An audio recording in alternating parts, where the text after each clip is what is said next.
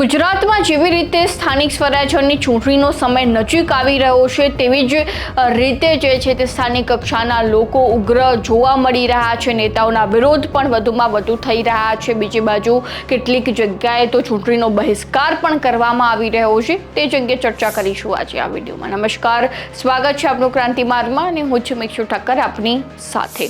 26 એપ્રિલના રોજ સ્થાનિક સ્વરાજ્યની ચૂંટણી યોજાવાની છે અને આ ચૂંટણીમાં સૌથી વધુ ચર્ચાસ્પદ મુદ્દો બનાસકાંઠા અને વાવ-થરાદ જિલ્લો જોવા મળી રહ્યો છે, કારણ કે દર બીજા દિવસે ત્યાં સ્થાનિક કક્ષાએ કોઈના કોઈ વિવાદ સામે આવી રહ્યો છે। નવા સમાચારો જે છે તે સતત સામે આવતા હોય છે અને તે વચ્ચે જો બનાસકાંઠાના કાંકરેજના ડુંગરાસણ વિસ્તારની વાત કરવામાં આવે તો ત્યાં રહીશો જબરજસ્ત વિરોધમાં જોવા મળી રહ્યા છે, ઉગ્ર જોવા મળી રહ્યા છે કે અમે છેલ્લા 25 વર્ષથી પાકા રસ્તાની માંગ કરી રહ્યા છીએ, છતાં પણ અમને એ સુવિધા નથી મળી રહી। 25 વર્ષથી નેતાજીઓને વોટ કરી રહ્યા છીએ, છતાં પણ અમારી કોઈ પણ માંગ નથી સ્વીકારવામાં આવી રહી। હવે હદ થઈ ગઈ છે, લોકો ત્રાહિમામ પુકારી ઉઠ્યા છે। તો ગામ લોકો દ્વારા શું જણાવવામાં આવ્યું વધુમાં સીધા તેમની પાસેથી જ સાંભળી લો। બોલો વગર દાદાની જય, બોલો ચામુંડા માતની જય। ભાઈ આપણે બધા ભેળા શેના માટે છે?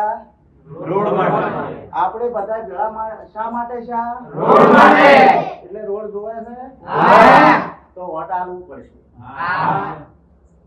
પછી મારું એવું કહેવું છે કે 25 વર્ષથી આપણે રોડની રાહ જોઈને બેઠા હતા વાલશેખભાઈ, પછી પરવીનભાઈ વાટ જોઈને બેઠા છે એટલે બધા નેતા આયા, ભાજપના આયા, કોંગ્રેસના આયા, બધા નેતા આયા, બધા કીન ગયા કે તમને રોડ મળી જાય, પણ 25 વર્ષથી રોડ મળ્યો ના।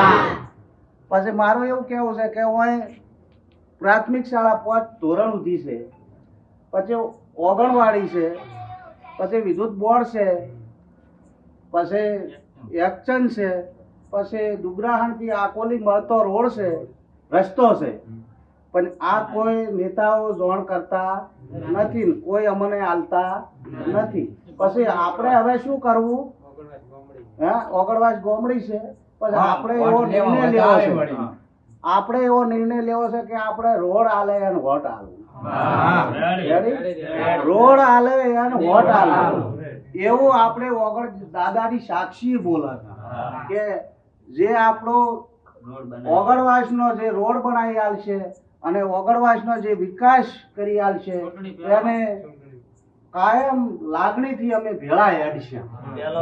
હા, પહેલો રોડ અને પછી વોટ, આવી અમારી માંગણી છે। બોલો વગર દાદાની જય।